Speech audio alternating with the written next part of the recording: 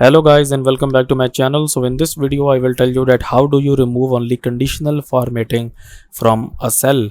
So before starting the video, make sure to like this video and subscribe to our YouTube channel for more tips and tricks like this one. So here you can see that in these four cells here I have applied a conditional formatting. Okay, so if you want to remove conditional formatting from a single cell or multiple cells, first of all you need to select those cells and then make sure that you are into this home tab here, and in this home tab you can see this option where it says conditional formatting.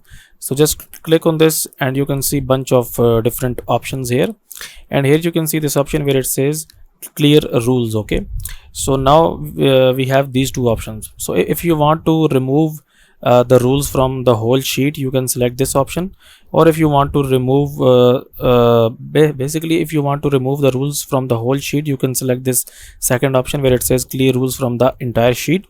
And if you want to clear rules from selected cells or a specific cell, you can select this option. So I will just click on this option here, and now you can see that we have removed the conditional formatting from these four cells here.